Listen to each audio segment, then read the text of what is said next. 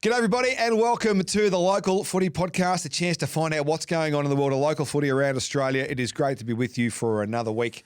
Lots to discuss today, and we've got a personality today that is going to be absolutely sending our ratings off the charts. It's all thanks to the team at Premier Data, of course, who help us with all the numbers every single week when we go through and find out what is happening out there in local footy land. It is the best thing in the world, local sport, and footy, as we know, is the best sport. So put it together, and it's a powerful force. And our guest today has been involved in footy for a long, long time. One of my former teammates at the Mighty Hawks, spent some time at the Roos as well, but since then has become a local football legend at many and varied clubs. And it's great to have him with us as part of the Local Podcast today. Nathan Thompson is his name. Thommo, welcome, big fella. Darren Harford.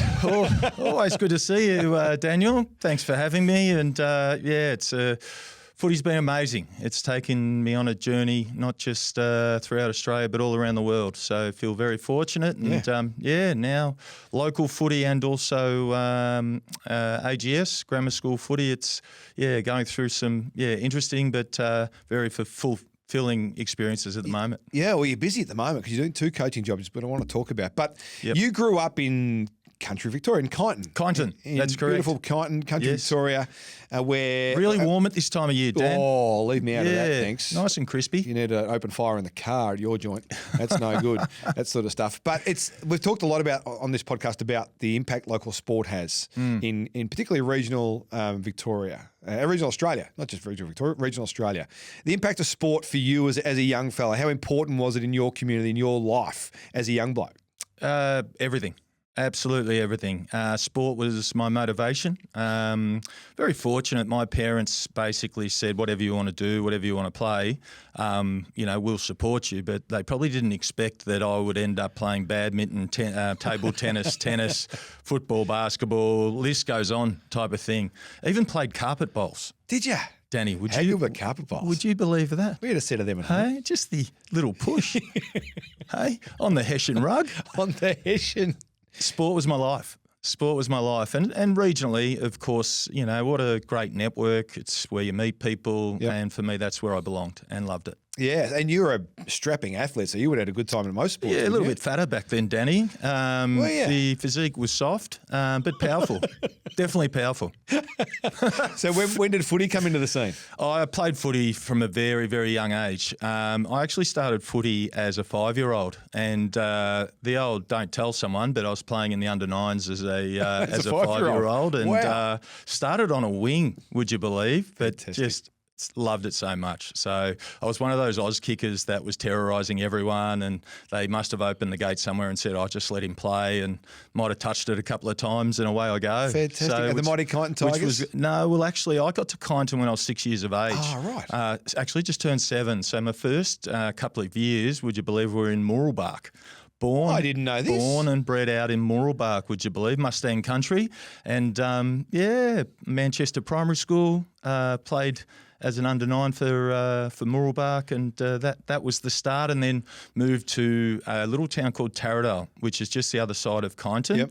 And could have gone either way to the Castlemaine Magpies or to Kyneton, but Mum and Dad worked in Kyneton, so that's where I went, and it was the Kyneton Tigers for me. So you got there at 7, so you were starting school, first couple of years of primary school, shifting from Mooralbark to a country town would have been a bit of a shift. 50 kids at the school. When I got to grade 5, there was actually no girls in grade 5 or 6, to give you an idea. Probably not a bad thing for me to concentrate a bit more. But beautiful little school, great place to grow up. And, Kyneton actually used to have their own junior competition. So I was with North Kyneton, and it wasn't until you got to under 15s that you moved up as a youngster into the Kyneton Tigers. Yeah, okay. And you're a great athlete. I talked about that before. So was it always a dream to play AFL footy, or was there other dreams and aspirations that you wanted? Always a dream. Always a dream. I'm not sure how you did it, whether it was the old balloon or the rolled-up socks. Yeah, I used to have both. the rolled-up socks. Both. And the couches copped a flogging. Stephen Kernahan fan, just die-hard blue. Even bought a Harry Madden number 44 jumper. Did you? Just to take the piss. But is that because you were massive? Were you a big kid? I was a good size, but I actually grew late. I shot up late in high school. So I went from, I think, year 10, I grew about 3 inches, and in my high school team, we didn't have a ruckman, so they just threw me in the ruck, and I actually excelled going into the ruck, and that sort of then went across to my local footy, where I went from sort of playing a little bit half back, half forward, those type of places, to being a slightly shorter ruckman. But that was the story in the AFL as well. So I end up working out, or it sort of became natural, just the way the ball movement, reading the footy, being in the ruck, it actually suited the way I played. Yeah, well, you're a very handy ruck at AFL level. We'll talk about that shortly. And then you obviously must have done pretty well in that evolution of your game, because the Bendigo Pioneers came knocking. You played in the TAC Cup back in the old days. Yeah, that's a long story. I was one of those very immature people. So physically, I had no idea. I was overweight, but definitely played great footy without knowing what was required to go to that next level. I didn't get into a squad until I was 16. So I missed out on Beeline Cup. Yep. I got into a squad as 16, but under 16. And then from there, I actually played quite well. I remember playing, would you believe, played on Stephen King. Over at Ballarat. So Stephen was from the Murray Bushrangers. Yeah. So I played on Stephen King in the ruck, and he was a monster back then. So that was a great experience. And then there was a young guy from Ballarat. He kept jumping on people's heads, and I looked him up afterwards. A kid called Adam Goods. Was running around. So it's amazing how you remember these names of players that you come across who end up translating through. Got to the Pioneers as a bottom major. Was on the list, and I just got stuffed around by the club. Went up there. There was 2 games that I got picked for. Our perception of ourselves is always stronger than probably what the reality is, and that is fine. But I went up there for 2 games and didn't get on the ground. So as a bench player, just sat on the bench. What sort of coaching's that? So the phone call went through back to the Pioneers, jam it up your ass. And I went back to the Kyneton Tigers and played really well. Like I was a very good local player, and ended up playing in a grand final that year, was best on for our team. At what, 16, 17? That was 16 as an under 17. And Neville Strosh, who's passed now, one of the great local footy but talent league people, back then TAC Cup. He gave me a call, and I did love Nev. He was great for me. He actually said, mate, you really need to come back. So as a top ager, I went back to the Pioneers. My best footy was in the ruck, but they didn't have a full forward. And so that was actually my first go at playing full forward. Geez, that caught on pretty quick. You're pretty good at that. Well, I won the goal kicking that year as a full forward in the talent league, call it. But really just learning. Midway through the season, I was going okay, and as a silly young man, was playing basketball as well. Ruined my ankle. Went to the under 18 with Vic Country and just stunk it up. And from there, that was when the black line went through the name, and didn't get drafted that year. And slightly longer story. When I met you, Dan, for the first time, there was practice matches. So back in the day, they'd get top-ups to come and play in practice matches. The first one was with the Bulldogs, and Terry Wallace was coaching. And they rang up because Williamstown, VFL. I went down there just as a walk-in and trained, and they signed me up. I think it was second training run. They said, hey, how funny is this? The president... I have forgotten his name, and I apologise, beautiful man. He met me at the gate before I left training with a contract in his hand. On the way out? On the way out, my second training run. Jeez, you must have been impressed. He met me at the gate. I think they were desperate, but that's okay. He met me at the gate with a contract, and he said, how does $250 a game sound, and we want you to play with our VFL team. I signed as I left. Which is hilarious. A week and a half or 2 weeks later, there was a call up from the Bulldogs to say, come and play. They needed a ruckman for the practice match. Yep. And so they said, young, sort of 18, 19-year-old, do you want to go and play? And I was like, yeah, absolutely. So went and played, kicked 3 goals from the ruck that day out on Waverley Park. And I never knew this story. There you go. Interestingly, Terry decided that I wasn't for him, and I've stirred him about it ever since. Didn't like goal kicking ruckman? No, he I think he needed a full back. I was a shithouse fullback. Get the ruck there that was going to get him. I get was him a fullback. crap fullback. So anytime someone would line up on me back then, it was a fill up. But anyway, so from there it was interesting. John Turnbull, who was Hawthorn's recruiter, was sitting in the stands that day.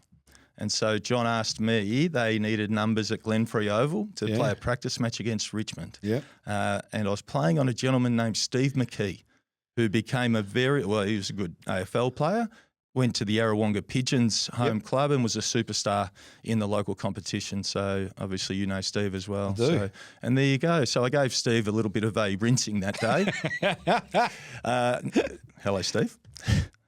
Great guy, but I ran around and took a fair few marks and had a pretty good day. And there was a guy there who had these hamstring warmers on, and I dead set thought he was 35. I'm not going to lie. And he came around after the game and gave me a rub on the head and said, "Oh, good game, young man. No problem." We were the same age, Dan. Who was that? That was you. Yeah, of course it was. Yes. You idiot. No, well, I knew talent when I saw it, Thommo. Yes. So this was that's what you should be appreciative of. Well, a man who knows. in fairness, it was lovely that a senior player, because we know that wasn't necessarily the way it happened at AFL. not. Nowadays, they're taking cakes over to the boys and trying to make sure they're okay. Back then, you were lucky to get a word out of one of the senior boys because you were trying to take their spot. That's right. Yeah. It's a very different world to how it is now. But so you landed at Hawthorn. They got rookie Sup list. Sup list, yeah. Yeah, a sup list. That turned spot, out okay. A sup list spot opened up. Yeah, it was good. What did you play? 120 there, 119 at Hawthorn. 120, there-ish, and then So it turned out pretty well. And you were a great player, and I could, without blowing wind up your ass, you were a great player, great full forward, strong, athletic, kicked really well, kicked the ball really well. And then you talked about your ruck craft before. I used to love roving to you. The big come in from the other side with the left hand and flick it across, and we'd had some great combinations. It was awesome. Yeah, I was a left-hander, so jumped off the right leg. So that it's interesting. That put off a few of the guys of the opposite because you could get in early and get, especially as a jumping ruckman. I mean, I'm 6'4.5", 6'5" if I just jump an inch. I just learned to jump really early. So I'd just fly in as hard as I can, jump early and stick the knee, the shin right up into their rib cage and sort of use that to propel up over them. So that was sort of the technique I used, which, that's not something that's unforeign over the years to ruckman, but it worked really well for me. But I had too many injuries. It's not an excuse, but probably had... Sort of is. From memory, I think I had 15 operations throughout my AFL That's a lot, time, which is a lot, yeah. 15 times on the doctor's table. That's too many times, I reckon, 15. Yeah. Did you model your game on anyone when you were a kid? Did you have any heroes that you sort of modelled your game on? Stephen Kernahan was my Sticks, hero. Yeah, Stephen Kernahan was the hero, but not necessarily. I don't think I really modelled my game on anyone. I just played footy naturally. Yeah, that's a good way. Watching you, that's really, about right. I just ran around, tried to get to as many contests as I could. If I got near the football, if I was a bit fitter, it would have been nice. I would have got near probably a lot more. But if I got near the football, I was pretty competitive. Yeah, no, more than competitive, mate. Yeah, did a great job at the Hawks. 192 goals in your career there just at Hawthorn. Then you ended up at the Kangaroos for another 60 games or so. What was it like changing clubs? Yeah, it was interesting, actually. And I had mental health troubles, which was well documented. So it would have been lovely to stay at the Hawks, great club. But I made that call because I think if I didn't leave, I'd probably retire. In that pre-season, right. So I needed a fresh start. I probably needed that challenge to nearly reprove myself to myself. That's not great English, but that makes sense. Sort of makes sense. So I really needed to have a different challenge and a fresh start in a way. And North were great, a very greater quality at North Melbourne. There were no superstars there at the time. The guy, number 50 on the rookie listers were treated the same as, Adam Simpson, who was our captain. Yep. We worked at Glenferrie Oval. They'd stolen portables to put on the side of a broken down social club. And that was our coaching and admin and player area. At Arden Street? At Arden Street. Yeah, right. At Arden Street. So, interesting journey. Unfortunately, the next 2 years, 05, 06, were the best two consistent years of my career. Kicked over 50 goals both years, playing full forward, centre forward, and working in the ruck at times. Yep. And then at the start of 07, had a knee reconstruction. last practice game, playing against St Kilda at Icon, Princess Park. Yep. And Sam Fisher went through the side of my knee and wrecked it. Like you, Sam Fisher. Pretty much career over, really. So you retired at the end of 08? I retired at the end of 08. 08 was a horrible year when I came back. I probably had 6 operations in that year. Yeah. You were remembered. My last game I played up at probably the worst ground in Australia, ANZ Stadium in Sydney. Oh, yeah. What a shocking ground. Anyway, I went for a ball early and Leo Barry I jumped up on 2 guys and he just came straight over the top and I landed with the arm on the ground. It tore my pec off the bone. Oh, yuck. And being a final, they don't take you off and check you for concussion or anything. Yeah, I got the juice in and kept playing. So that was an interesting experience. With a torn pec off the bone. Mm. Bloody hell. Yeah. I don't know how that works biomechanical. I don't know how you do that. No, not good at all. No. It doesn't sound fantastic. No, it didn't. And when I got back to Melbourne, pretty much went straight in for surgery. And David Young is quite a very well-known surgeon. One of the best. Cut me open and took photos. And when I woke up, he was like so excited. He said, "Have a look at this. It's like dog meat. Have a look at this." And he was showing me photos. And I'm like, piss off, Dave. I do not need to see that type of thing. But beautiful man. He probably cut me open, I don't know, probably 12 of the 15 times. So. That's too many. That is too. So did it work going back to moving to the Kangaroos to reprove yourself? Yeah, did it work? Yeah, it did. Yeah. Unfortunately, I think the knee reco was really sad because, I'd really got myself into a good rhythm with them. Yep. And 07 was the year that they made the really good run. So 05 and 06, one year we played finals, one year we didn't. And then 07, when you're a forward, I mean, the more inside 50 chances you get, the better you're going to be. And that's the year I missed. Right. 135 goals in your 60 games for the Kangas. So you did a bloody good job there. So what was it, 327 total? 179 games. It's a bloody good effort, mate. Yeah. It's interesting and probably something I say to people is when you see highlights now and look back, it's sort of like, gee, you can't even remember that, to be honest. And this weekend, Collingwood North Melbourne had just played. I went to the game. It was actually Collingwood that I did the double cobra against. Well, you remembered for the double cobra. I was going to get to that one. This one. Yeah, right forward pocket at the Docklands end. Any double cobra that's pulled apart or put together by anyone in these days, everyone refers to Nathan Thompson. Well, it was the original. You're the original. You got a legacy piece in the AFL. I was the original. It's very hard to kick goals from that right forward pocket. Very hard. But Johnny Barker didn't have beautiful memory. And I mentioned to you before we got on came onto the show. But isn't it funny that the stupidest thing you do in football is what you're probably remembered for? Yeah. Well, I climbed a goalpost and I hear about it every week, so I know exactly what you're talking about. Yeah. But the double cobra is a beautiful thing. What number was it when you cobbered? What number of goal was it for you that day? I think it was only 3 or 4. It wasn't a huge day. Oh, no. I played on Shane Wakelin from the Pies, and he was super good player, Shane. Both Shane and Prestigia Como from the Pies. Very, very solid fullbacks. I never really kicked high numbers on those guys, so. To kick 3 or 4 on Shane that day, but to kick the winner was, it was an enjoyable one. Fantastic. Everyone loves the big Thommo double cobra. Do it out there at local level. That's what we want, more double cobras at local level. Yeah, I've only ever pulled it out a couple of times. So you retired 07, and then did I remember you playing at Werribee or signing for Werribee for a little while? The next year. So after the surgery, you came back? Yeah, well, I went back to Werribee. So Werribee were the aligned club with North Melbourne that last year. Yeah. So I spent a bit of time there. Simon Atkins was the coach, Rob McPherson, the assistant. Just great guys. The whole staff there at Werribee, just a brilliant club. And they asked me to go one more year. And I shouldn't have because mentally I was pretty fried. Yeah. Probably the motivation wasn't there. But Mark Penaluna, I think he's still at the club. Great man. Mate, he is a ripper. So Mark got me down there for one more year and just the support he gave me was amazing. But I think I played 10 games for Werribee that year and great club, but should have probably had a rest. Yeah, sure. Well, but you kept playing, then you end up in local footy land. And I had a rest. Podcast. I did have a rest after that. And then we lived in Doncaster and my kids played for the Doncaster Cats. Yep. The senior team, the Sharks, and they terrorised me for a couple of years. And I held off. So would I. If you were hanging around as one of the dads of the kids Yeah. at local footy level, I'm terrorising you as well, in fairness. Yeah, I held off really well. I did.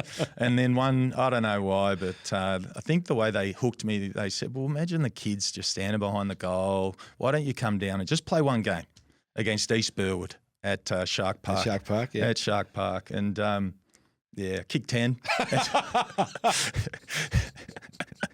Of course you did. And it's not a good thing. I should have kicked one. Should have kicked one. I should have kicked one and fell over everywhere, and they would have just gone, thanks for your time. But no, from there it got louder. And the interesting part and how they actually hooked me was after that happened, they said, pretty much all we're missing is a bear in the square. Yep.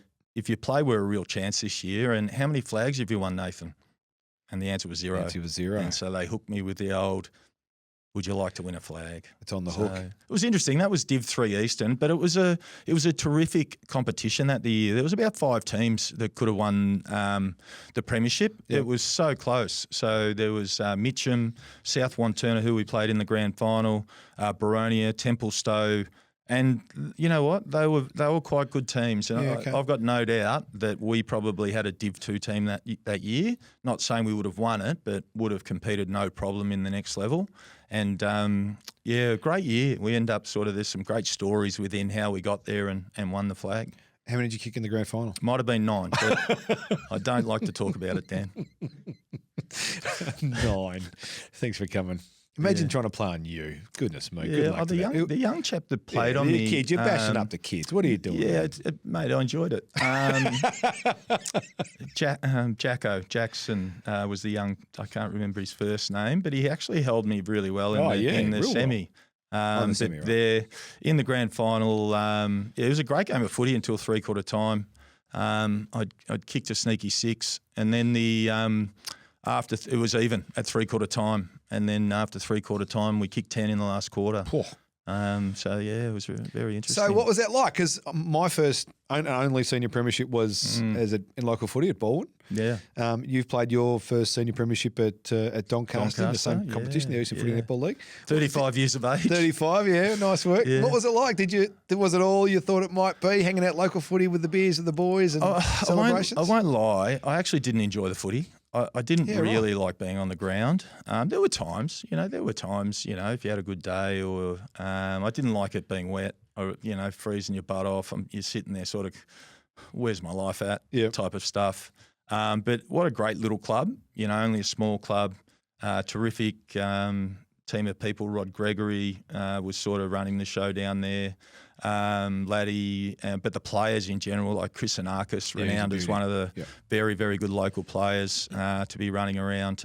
Play with him and just can't say enough. It's he's the sort of guy you look at and I would have liked him to see him get a chance because he had the tools, had the speed, had the athleticism, had the skill to have a go. Like you'd never know unless he got there, but he had all the tools. No doubt, but and a very loyal guy. Stayed at Doncaster when he no doubt could have taken more money and played in different clubs, country, different divisions, things like that. But great experience, and then to win a flag, it was just a nice relief. I think more than anything, it was just a bit of a relief to have that little thing, whether it's local footy or wherever it is. So did you coach at Doncaster as well? No, just played there. Then you went back. After that, I said, that'll do me. Like 35, so 36, I pulled away again. I was coaching 2 of the kids' teams, all that sort of stuff.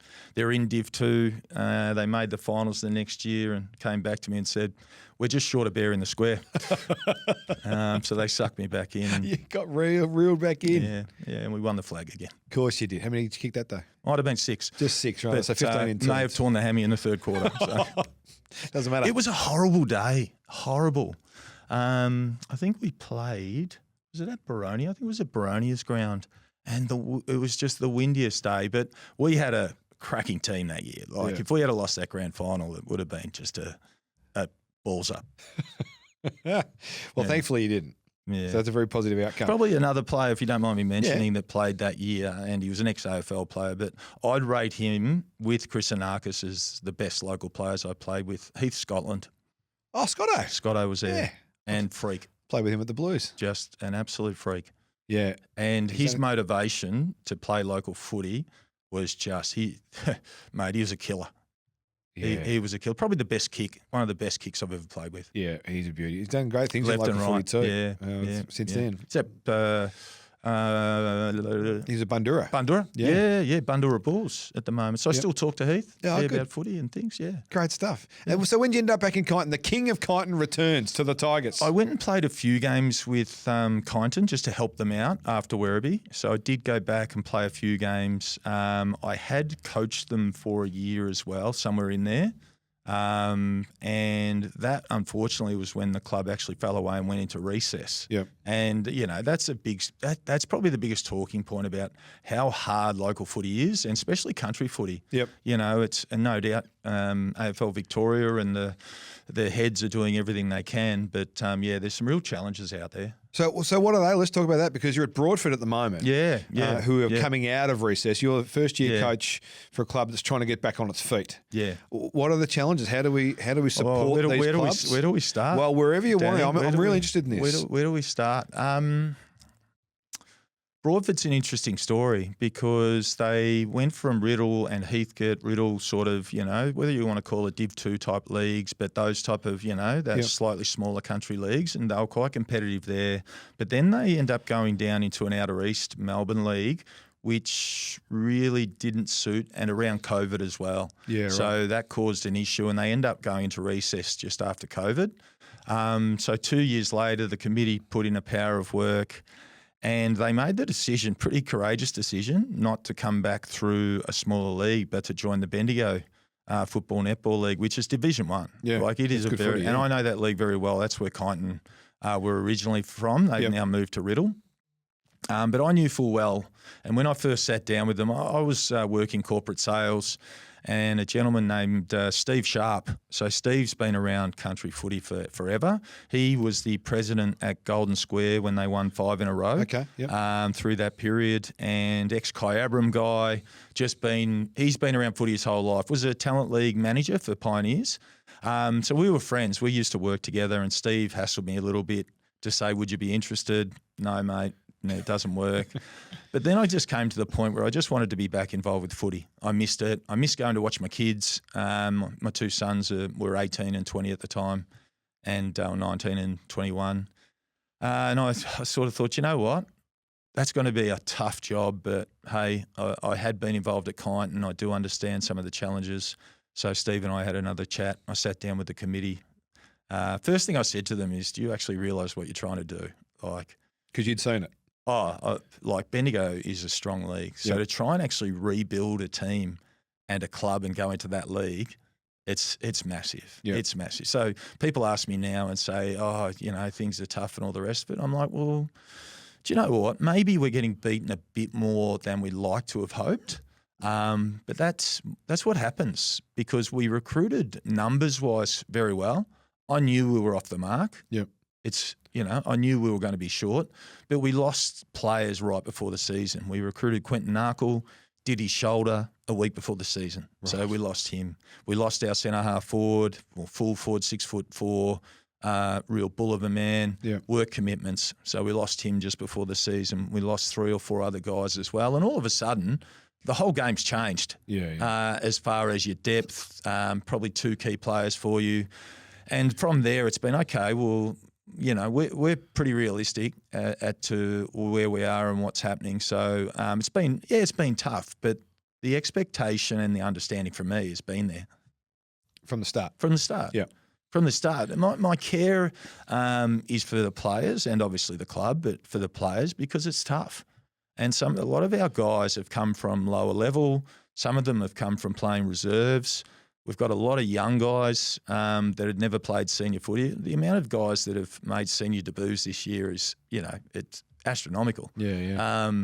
But trying to actually support them through this, this year is probably the main concern and care from me. Yeah. So if you're a club and you're listening to this and you found yourself in recess or coming out of, it's a big mountain to climb to get back and be competitive. How have you dealt with that in terms of just the week-to-week camaraderie and spirit of the players because you're having some challenging Saturdays. There's big margins against you, which you thought knew was coming. But how do you keep the spirit up in those scenarios? I'd just like to pay tribute and say how proud I am of the guys because a lot of it comes from them. They've been amazing. Like from the moment we started training in pre-season, the numbers on the track for a country club have been just excellent. Yeah. Just a great group of people. They support each other.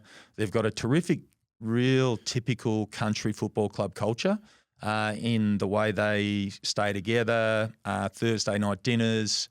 And the guys, their resilience has been excellent. Well, must be. So from my perspective, it's one of the challenges for people who coaching local footy, and probably I'm sure so many coaches understand this, trying to manage a training session when we've got 18s, reserves and seniors all together and actually try and manage that where you are getting the education and support and fitness into all three groups, but do it in the one session. Yeah. And that's probably, to be honest, that's the thing I've found the hardest. I've definitely found that the hardest component of it. So a lot of it for me has been to really pare it all back and try to just concentrate on things that the guys can hang a hat on. A bit of it this week is just like this week's theme was, are we up for the fight? Yep. Pretty much. So at times you can tell the guys have been flat and it's fair enough. But, when you're flat and playing in that league, you're in a whole lot of trouble. Yep. Strathfield Say, South Bendigo, Gisborne, these teams are going to pour on the goals. And so for our guys, pretty much my message and the theme for the week just gone was all about, well, we all understand where we're at, but that doesn't mean we shouldn't be up for the fight. Yep.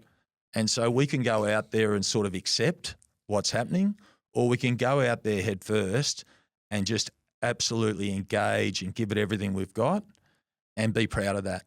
And a part of that too is celebrating small wins. So we know we're not going to win the game, like 100%, but we should be celebrating that tackle. We should be celebrating that kick that hits the target, celebrating a possession of play where we get a 5 connection and get it from defensive 50 to forward 50 and really supporting each other that way. So our group is very quiet. They're very insular type of men. So that there is a challenge in itself. Absolutely. Trying to actually get the guys that, voice support as well. That's probably one of our biggest challenges. Need a couple of lunatics to sign them for next year. Just bring in a bit of energy. A big buffhead like Danny in there just to talk away. Kyneton's very own. You did yourself and Adam Simpson did as well. Came up and played a game with me at Kyneton. It was a great memory. They are fantastic memories. I love playing at the Mighty Showgrounds for the Kyneton Tigers. Two of my favourite games of footy all time. It was good fun. So you walk into Broadford and you're up against it, getting a club out of recess, which we know is a challenge full stop, and you've just articulated that some of the challenges beautifully. And then somehow you end up coaching Assumption College in the AGS as well. How the hell did that happen, and why would you do that to yourself, man? Yeah, it's a great question. Well, having experience in local footy, you've got to find ways to recruit, but you've got to find ways to connect with the local community, and we've got to, and this is for all local clubs, you've got to find different avenues and not just be old-fashioned, we rely just purely on our local kids or, without promoting or without recruiting youngsters or things like that. So I looked at what opportunities are out there. This is not going to work. Broadford's 5,000 people. It's a very small town. What can we do that can support this huge and courageous decision? And Assumption College is in Kilmore, 10 minutes away, and they're an AGS Division 1 famous football school. One of the most famous football schools around. And so the first people I called was Assumption College. Smart play. Went straight at them and said, are you connected to a football club? We'd love to come down and support you guys, type of thing. And it turns out, would you believe, that the gentleman that's their head of sport was actually an old friend I didn't even know. Right, okay. So the person connected family-wise, and we just both laughed, and he goes, well, would you believe our coach stepped down 2 days ago? You might be able to save me some time. And I just said, what do you mean? He goes, can we sit down and talk? We've got to go through the recruiting process, but would you like to look at coaching us? And I've just gone, I'd love to, but this is going to clash. How does this work? Yeah. But anyway, it opened a conversation. And then from there, we worked out that, yes, it would clash at times. And speaking to Broadford and the committee, we looked at it like, I can't not take this opportunity, because to connect with a school like Assumption, from a club perspective, that's a good point. It's a no-brainer. Like it would be absolutely irresponsible of Broadford Football Netball Club not to support that. Which is great. They can see that, and they said, okay, let's make that work. And then on top of that, the opportunity for me getting back into coaching and the experience of being in a program like that, very hard to turn that down as well. Yeah. So it was more about how do we make this work. I mean, some weekends have been a challenge. Like, I'm up early, I go to that game, I coach that game. As you know, it takes a bit of emotional energy out of you. I jump in the car, I travel. Drive the appropriate speed limit. Drive the appropriate speed limit to Bendigo, if you like, which is an hour and a bit away to get to that game. So there have been challenges, and I can guarantee you, some Saturday nights I'm just absolutely cooked. Yeah. But in saying that, though, the Assumption experience has been amazing. It's cool. So you're basically a full-time coach. You're 24/7 Nearly. coach. Well, I've actually gone back to university, would you believe? I didn't know. I made the decision in going back to coaching. What fits with that? And having the Assumption role, I decided to go back and do a teaching degree. Good for you, Nathan Thompson. That is a very cool thing. I feel for those kids that'll have me in about 2 years, but that's okay. It'll be great for your coaching, and it'll open up other windows, opportunities for you as well, which will be fantastic, mate. Yeah, life's turned full circle, gone a completely different direction. So, do you ever think that coaching would be a bigger part of your life? Went back in the old days. Oh, I think because I was so worn out by footy. After doing the AFL, year of EFL, local footy, had some issues back at Kyne with my local club, which really took a lot out of me as well. I needed a massive rest. Like, I needed a big rest. But like I say, I'd been in corporate sales for a fair while, and you get a bit tired of hot air as well. Dealing with ladder climbers and people selling fresh air, it's that wears you down as well. Yeah. So what is it about footy, community footy? You've been at all levels. You've been playing as a junior. You've found your way to the AFL. You've come back to a couple of different leagues, community sport, local footy. Now you're coaching, leading those programs. What is it that draws you back in all the time? It's the people, mate. It's the people. And the core for myself for such a long time has been I love helping people. Yep. So around my local club, Kyneton, put in a zillion hours, and I was very passionate and connected and just helping, and wanting to be a part of that. And then with Broadford, their story around, what they were trying to achieve, it really did resonate with me. Small country town, football and netball club's the centre of what they do. They didn't have it.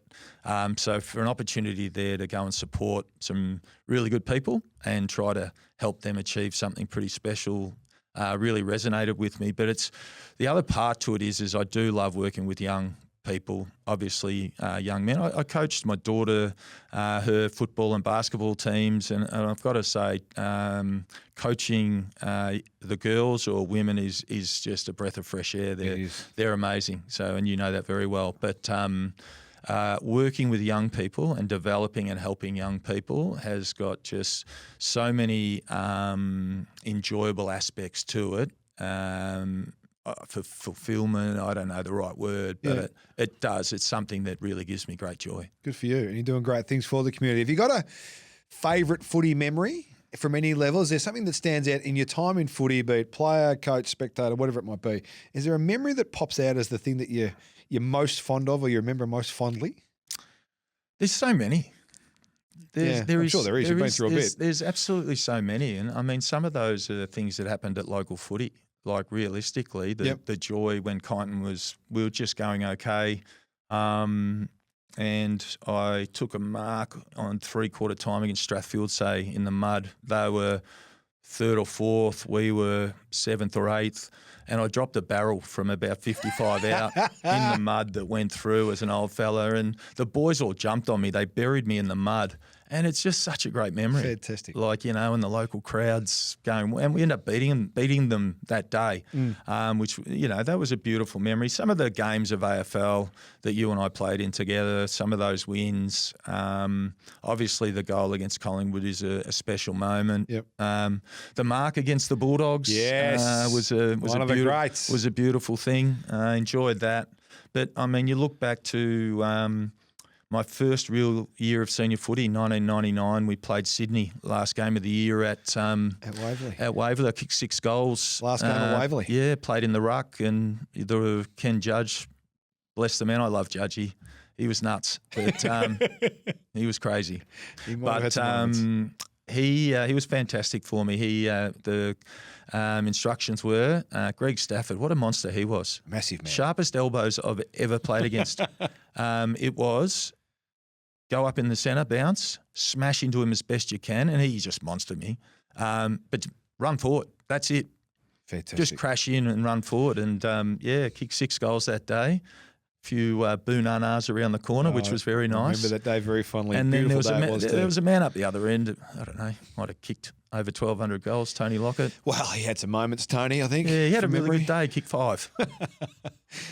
I made sure I ran right to the other end. And it's funny like that because I'm sitting there going, I'll never probably I may not get that opportunity again, but I ran up there and shook his hand. Did you? And that was a nice moment. Yeah, had his measure that day, 6v5. Too good for Plugger. I think he played a quarter, but that's okay. Thommo, you're a bloody legend, mate. It's great to have you involved in local footy, community sport, and school footy as well. And these boys and young men you're dealing with will no doubt learn a hell of a lot, mate. Great to have you a part of the team with us on the local, and we wish you nothing but the best of luck going forward with Broadford and with Assumption in the AGS. Go get them. Mate, love local footy and always love catching up with you, Danny. What a man. Nathan Thompson, the champ from the Hawks and the Kangas and from Doncaster, from Werribee, from Murrelbach we learned today, from Kyneton, Broadford and Assumption, giving back to local footy. That's the sort of stuff. It's all about the people, which is what he said, and he's one of the best. Thanks for your company this afternoon, and I look forward to catching up with you next time on The Local.